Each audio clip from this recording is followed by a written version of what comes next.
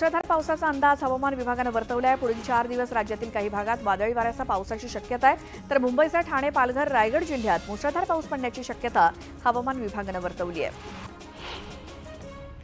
मुंबईतील महत्त्वाकांक्षी coastal road प्रकल्प वांद्रे वरळी सागरी सेतूला जोडण्यासाठी 2 बो आर्च स्प्रिंग गर्डर टाकून 2 वाहिन्या तयार करण्यात येत आहेत। त्यापैकी एक वाहिनी जुलै 2024 अखेर पूर्ण करून त्यावरून दक्षिण मुंबईकडे येणारी तसंच उत्तरेकडे जाणारी वाहतूक खुली करण्याचे नियोजन करा, असे निर्देश मुख्यमंत्री एकनाथ शिंदे यांनी पालिका प्रशासनाला दिलेत। आषाढी वारी निमित्तानं देहू आळंदीमध्ये जाणाऱ्या भाविकांसाठी वल्लभनगर आगारातून जादा बसेसची सुविधा करून देण्यात आली आहे। दरवर्षी 5 जादा बसेसची सुविधा आगाराकडून 26 जून पासून उपलब्ध करून दिली आहे आणि त्यामुळे भाविकांची प्रवाशांची होणारी गैरसोय टळणार आहे।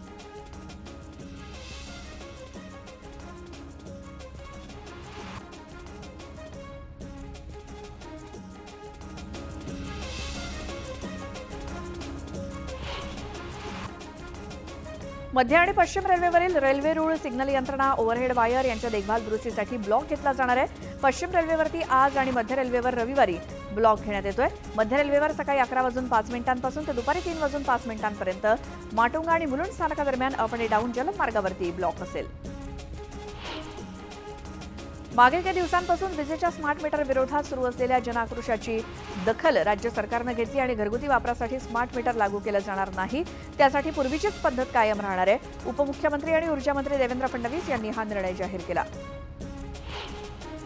पावसाळ्यात रेल्वेच्या हद्दीतील होर्डिंग कोसळणार नाहीत अशी हमी रेल्वे प्रशासनानं सर्वोच्च न्यायालयात दिली, तसं प्रतिज्ञापत्र सुद्धा रेल्वेतर्फे सादर करण्यात आलंय।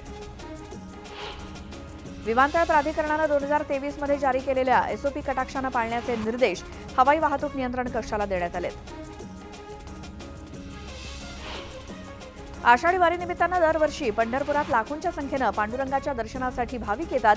अनेक ठिकाणच्या पालख्या सुद्धा पंढरपुरात येतात। यावेळी आलेल्या भाविकांना आरोग्याच्या सुविधा कमी पडू नयेत यासाठी पंढरपुरात महाआरोग्य शिबिराचं आयोजन करण्यात आलं। यासाठी राज्याच्या सार्वजनिक आरोग्य विभागानं विशेष बाब म्हणून 9,44 लाखांचा निधी मंजूर केलाय। पनवेल जवळच्या कर्नाळा अभयारण्यामध्ये राज्यातील 6 राष्ट्रीय उद्यानं, 52 अभयारण्य, 28 संवर्धन राखीव क्षेत्र अशी 76 वन्यजीव संरक्षित क्षेत्रातील अनेक प्राणी पक्ष्यांच्या जखमी होण्याच्या संख्येत वाढ झाली आहे। त्यामुळे त्यांच्यावर उपचार करण्यासाठी आता राज्यात वन्यप्राणी अपंगालयाची स्थापना करण्यात आली आहे। एखाद्या गावात किंवा शहरामध्ये बिबट्या आल्याची अफवा पसरते तेव्हा तिथे खरंच बिबट्या आलाय की नाही याची खात्री करता येत नाही। मात्र आता रेस्क्यू टीमतर्फे वाईल्ड लाईफ डिटेक्शन डॉग तयार केलाय आणि हे केवळ वासावरून एखाद्या वन्यजीवाचा माग काढणार आहेत। पंढरपूर आषाढी वारीमध्ये सहभागी होणाऱ्या दिंड्यांना 20,000चं अनुदान दिलं जाईल अशी घोषणा मुख्यमंत्री एकनाथ शिंदे यांनी केली। तसंच भाविकांना दर्शन रांगेमध्ये लिंबू पाणी आणि 1 लिटर पाण्याची बाटली देण्याच्या सूचना सुद्धा मुख्यमंत्र्यांनी दिल्या आहेत। मुंबईत आंतरराष्ट्रीय चित्रपट महोत्सवाला आजपासून सुरुवात होते। 21 जूनपर्यंत चालणाऱ्या या महोत्सवात 59 देशातील 61 विविध भाषांमधील 314 लघुपट पाहण्याची पर्वणी सिनेरसिकांना मिळणार आहे। 2 वर्षातून एकदाच होणारा हा महोत्सव यंदा मुंबईपुरता मर्यादित न ठेवता पुणे, कोलकाता, चेन्नई आणि दिल्ली इथे सुद्धा लघुपट दाखवण्यात येणार आहेत। मुंबई विद्यापीठाच्या ऑनलाईन शिक्षण केंद्रातील एमकॉमच्या विद्यार्थ्यांना निकाल जाहीर होऊन 6 महिने उलटले तरी गुणपत्रिका काही मिळालेली नाही। तसंच विद्यार्थ्यांना पदवी प्रमाणपत्राची सुद्धा प्रतीक्षा आहे। या गोंधळामुळे नोकरी मिळवताना विद्यार्थ्यांना असंख्य अडचणींचा सामना करावा लागतोय। मुंबई विद्यापीठाचे सर्व शैक्षणिक विभाग, मान्यताप्राप्त संस्था, स्वायत्त महाविद्यालयातील पदव्युत्तर अभ्यासक्रमासाठीच्या प्रवेश प्रक्रियेच्या ऑनलाईन नाव नोंदणी आणि अर्ज सादर करण्यास मुदतवाढ देण्यात आली आहे। त्यामुळे विद्यार्थ्यांना 19 जून रोजी संध्याकाळी 5 वाजेपर्यंत प्रवेशपूर्व ऑनलाईन नाव नोंदणी आणि अर्ज सादर करणं बंधनकारक आहे, तर 26 जूनला पहिली गुणवत्ता यादी जाहीर होईल। मोरबे धरणामध्ये 41 दिवस पुरेल इतकाच पाणीसाठा उपलब्ध आहे। त्यामुळे नवी मुंबई महानगरपालिकेनं प्रत्येक विभागात आठवड्यातून 3 दिवस पाणी कपात करण्याचा निर्णय घेतलाय, तर सकाळचा पाणीपुरवठा सुरळीत राहणार असून नागरिकांनी पाणी जपून वापरावं असं आवाहन केलंय। मुंबई अहमदाबाद बुलेट ट्रेन प्रकल्पाचं काम वेगात सुरू आहे आणि येत्या काही वर्षात देशातील पहिल्या बुलेट ट्रेन सुरू होईल। मात्र राज्यातील पावसाचा जोर पाहता पावसाळ्यात बुलेट ट्रेनच्या वेगावरती मर्यादा येणार आहेत। तसंच अतिवृष्टीमध्ये प्रवाशांच्या सुरक्षेसाठी बुलेट ट्रेनला ब्रेक लागण्याची शक्यता आहे आणि यासाठी पावसाची अद्ययावत माहिती घेण्यासाठी बुलेट ट्रेनची सेवा सुरक्षितपणे चालवण्यासाठी स्वयंचलित पर्जन्यमापक यंत्रणा बसवण्यात आली आहे। ठाणे शहरातील अतिधोकादायक इमारतींचा वीज आणि पाणी पुरवठा खंडित करण्याबरोबरच मलनिस्सारण वाहिन्या तत्काळ सोडून टाकण्याचे आदेश ठाणे महापालिका आयुक्त सौरभ राव यांनी दिलेत। इमारत अतिधोकादायक असल्याचं पालिका प्रशासनानं घोषित केल्यानंतरही अशा इमारतींमध्ये नागरिक वास्तव्य करत असून पावसाळ्यात इमारती कोसळून दुर्घटना होऊ नये म्हणून आयुक्तांनी हा निर्णय घेतलाय। घोडबंदर रस्त्यावरील पातलीपाडा आणि मानपाडा या दोन उड्डाणपुलाच्या दुरुस्तीची कामं येत्या 2 दिवसात हाती घेतली जाणार आहेत। ही कामं रात्रीच्या वेळेत केली जाणार असून टप्प्याटप्प्यानं ही कामं केली जातील। ऐन पावसाळ्यात ही कामं हाती घेण्यात आल्यानं घोडबंदर मार्गावर कोंडी होण्याची शक्यता आहे। कल्याण डोंबिवली पालिका हद्दीमध्ये यंदाही प्लास्टर ऑफ पॅरिसच्या गणेश मूर्ती उत्पादन आणि विक्रीवरती बंदी घालण्याचा निर्णय पालिका प्रशासनानं केंद्रीय प्रदूषण नियंत्रण मंडळाच्या आदेशानं घेतलाय आणि मूर्तीकारांनी पर्यावरणपूरक गणेश मूर्ती उत्पादनावरती भर द्यावा आणि भाविकांनी अशा मूर्तींच्या प्रतिष्ठापनेला प्राधान्य द्यावं असं आवाहन कल्याण डोंबिवली पालिका प्रशासनाकडून करण्यात आलंय। नवीन शैक्षणिक वर्षाला सुरुवात झाल्यानं शालेय साहित्य आणि बाजारपेठा गजबजल्या आहेत। यंदा सर्व प्रकारच्या साहित्याच्या किमतीत सरासरी 20% वाढ झाली आहे, त्यामुळे पालकांच्या खिशाला कात्री बसतेय।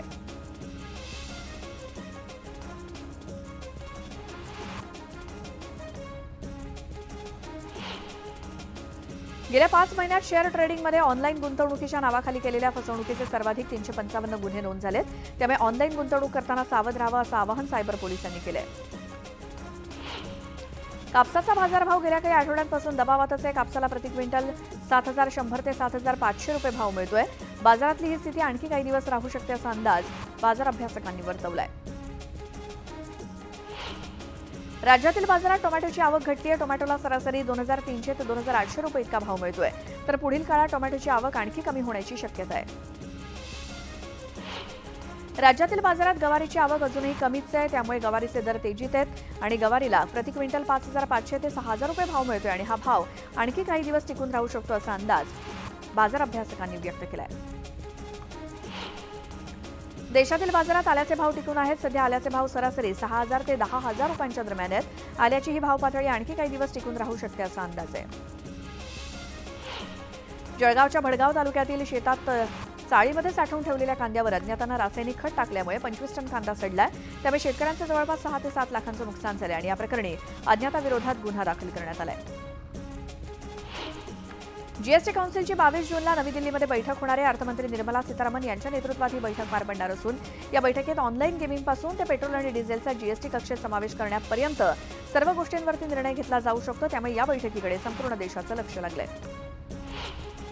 चोपडा शहरामध्ये बकरी ईदच्या पार्श्वभूमीवर तहसील कार्यालयामध्ये बैठक घेण्यात आली आणि यावेळी बकरी ईद निमित्तानं प्रशासनाच्या सूचना, नियम, अटी आणि सुधारित काही गोष्टींसंदर्भात चर्चा करण्यात आली। शासनाचे नवीन नियम समजावून सांगण्यात आले। वाशिम जिल्ह्याच्या मंगरुळपीर तालुक्यातील गिंभा, जनुना, मोहरी, खडीपोटी आणि बेलखेड परिसरात ढगफुटी सदृश पाऊस झाला। अवघ्या तासाभराच्या पावसामुळे नदी नाल्यांना पूर आला। पुराचं पाणी घरामध्ये घुसल्यानं साहित्याचं मोठ्या प्रमाणात नुकसान झालंय, तर सोयाबीन, कपाशी आणि हळद ही पिकं मातीसह खरडून गेल्यानं शेतकरी हवालदिल झालाय। अकोल्याच्या मूर्तिजापूर तालुक्यातील मोहखेड इथल्या नाल्याला पूर आल्यानं मूर्तिजापूर पिंपर हा मार्ग बंद झालाय। सार्वजनिक विभागाअंतर्गत या नाल्याचं काम सुरू होतं, मात्र पावसाळ्यापूर्वी काम पूर्ण न झाल्यानं नागरिकांना मोठा त्रास सहन करावा लागतोय। तब्बल 2 दिवसांच्या विश्रांतीनंतर नंदुरबार जिल्ह्यातल्या शहादा शहरात पुन्हा पावसाच्या सरी बरसल्यात। या पावसामुळे उकाड्यापासून नागरिकांना दिलासा मिळाला, मात्र अचानक आलेल्या पावसामुळे व्यावसायिकांची तारांबळ उडाली। बीड जिल्ह्याला मुसळधार पावसानं झोडपलं। ढगफुटी सदृश पावसानं बीडच्या पिंपळनेर गावचा संपर्क तुटलाय। 20 मिनिटात ढगफुटी सदृश पावसानं थैमान घातलं आणि या मुसळधार पावसामुळे मनकर्णिका नदीला पूर आलाय, तर पेरणी केलेल्या बी बियाणांसह माती खरडून गेल्यानं शेतकरी संकटात सापडलेत। जालना जिल्ह्यात जोरदार पावसाला सुरुवात झाली। मागील वर्षी जिल्ह्यामध्ये एकही मोठा पाऊस झालेला नव्हता। यंदा मात्र जूनच्या सुरुवातीलाच पाऊस सुरू झाला आणि 6 दिवसांपासून जिल्ह्यातील 8ही तालुक्यात मुसळधार पाऊस कोसळतोय, त्यामुळे नदी नाले ओसंडून वाहत आहेत। बळीराजा सुखावलाय। संत ज्ञानेश्वर महाराज पालखी मार्गावर असलेल्या माळशिरस परिसरातील पथदिवे गेल्या 2 वर्षांपासून बंद आहेत। गेल्या 2 वर्षांपासून हा पालखी मार्ग अंधारातच आहे, त्यामुळे या ठिकाणी पथदिव्यांची सुविधा उपलब्ध करून देण्याची मागणी वारकरी करतायत। दौंड येथील प्रस्तावित कत्तलखाना रद्द करण्याचा निर्णय घेण्यात आला। मुख्यमंत्री एकनाथ शिंदे यांनी वारकऱ्यांची आग्रही मागणी केली असून कत्तलखान्यामुळे भीमा आणि इंद्रायणी नदी अपवित्र होईल असं वारकऱ्यांचं मत होतं। दरम्यान मुख्यमंत्री शिंदे यांनी आषाढी वारीसाठी आयोजित केलेल्या बैठकीत विभागीय आयुक्तांशी बोलून कत्तलखाना रद्द करण्याचा निर्णय जाहीर केला। जळगाव जिल्ह्यात यंदा अतिउष्णतेमुळे केळीचं मोठं नुकसान झालंय. मात्र पीक विमा कंपनीनं यावल तालुक्यासोबतच जिल्ह्यातील अनेक महसूल मंडळातील शेतकऱ्यांना पीक विमा योजनेतून वगळल्यामुळे शेतकरी आक्रमक झालेत. दरम्यान शेतकऱ्यांनी जिल्हाधिकाऱ्यांची भेट घेत पीक विमा योजनेचा लाभ मिळावा अशी मागणी केली आहे. दापोलीतील वादग्रस्त साई रिसॉर्ट प्रकरणात हायकोर्टानं सदानंद कदम यांना अजब दंड सुनावलाय. बेकायदेशीर बांधकाम पाडण्यास विलंब केल्याचा ठपका कोर्टानं ठेवलाय. या प्रकरणी स्थानिक कोर्टात बार काउन्सिलला एक कम्प्युटर आणि प्रिंटर दंड म्हणून देण्याचे निर्देश कोर्टानं दिले.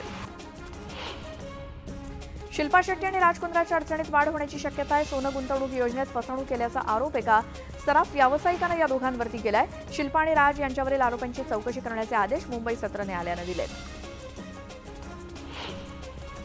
सुनेत्रा पवारांची राज्यसभेवरती निवड झाली. ही निवड झाल्यानंतर आता सुनेत्रा पवारांनी मोठं वक्तव्य केलंय. खासदार म्हणून निवड झाल्यानंतर मंत्री बनायला आवडेल का या प्रश्नाचं उत्तर देताना सुनेत्रा पवारांनी जर संधी मिळाली तर त्याचं निश्चित सोनं करू असं वक्तव्य केलं. त्यांच्या या वक्तव्यानं नव्या चर्चेला उधाण आलंय. कुख्यात गुंड दाऊद इब्राहिमच्या भावाची निर्दोष सुटका करण्यात आली. इक्बाल कासकरची 3 कोटींच्या खंडणी प्रकरणातून ठाणे न्यायालयानं सुटका केली. इक्बाल कासकर विरोधात पोलीस सबळ पुरावे सादर करू शकले नाहीत, त्यामुळे कोर्टानं हा निर्णय दिला. क्रिकेट सामन्यावरती बेटिंग लावणाऱ्या उज्जैनमधील सट्टेबाजांवरती छापेमारी करण्यात आली. कारवाईत पोलिसांनी कोट्यवधींची रोकड तसंच पैसे मोजण्यासाठी मागवलेल्या मशीन आणि सोने चांदीची बिस्किटे जप्त केली आहेत. अमरावती जिल्ह्यातील चांदूर रेल्वे इथे एका आरोपीची पोलिसांच्या कस्टडीमध्ये असताना मृत्यू झाल्याची धक्कादायक घटना समोर आली. आरोपी तारखेला कोर्टात हजर राहत नाही म्हणून चांदूर पोलिसांनी त्याला 10 तारखेला ताब्यात घेतलं होतं आणि कारागृहात झालेल्या मारहाणीमध्ये मृत्यू झाल्याचा आरोप मृत आरोपीच्या नातेवाईकांनी केला. दापोली उपजिल्हा रुग्णालयात तज्ञ डॉक्टर नसल्यामुळे एका गरोदर मातेचा दुर्दैवी मृत्यू झाला. ही महिला 9 महिन्यांची गरोदर होती. तिच्या छातीत दुखू लागल्यानं अधिकच्या उपचारासाठी तिला रुग्णालयात दाखल केलं होतं. मात्र या ठिकाणी तज्ञ डॉक्टर उपलब्ध नसल्यामुळे बराच वेळ त्यांच्यावर उपचार होऊ शकले नाहीत. दरम्यान डॉक्टर याला उशीर झाल्यानं मृत्यू झाल्याचा आरोप महिलेच्या नातेवाईकांनी केला. वादग्रस्त मेडीगट्टा प्रकल्पाच्या गंभीर त्रुटींची न्यायालयीन आयोगानं चौकशी सुरू करून तेलंगणाच्या सिंचन विभागाच्या मोठ्या अधिकाऱ्याची झाडाझडती सुरू केली आहे. गडचिरोली जिल्ह्यामध्ये गोदावरी नदीवरती तेलंगणा सरकारनं महाराष्ट्राचा विरोध असताना सुद्धा मेडीगट्टा कालेश्वर या सिंचन प्रकल्पाचं बांधकाम केलं होतं आणि त्यानंतर आता आयोगानं हैदराबाद इथे या बांधकामामध्ये प्रत्यक्ष सहभागी असलेल्या अधिकाऱ्याची झाडाझडती सुरू केली. आणि आता एक सविस्तर बातमी बघूयात.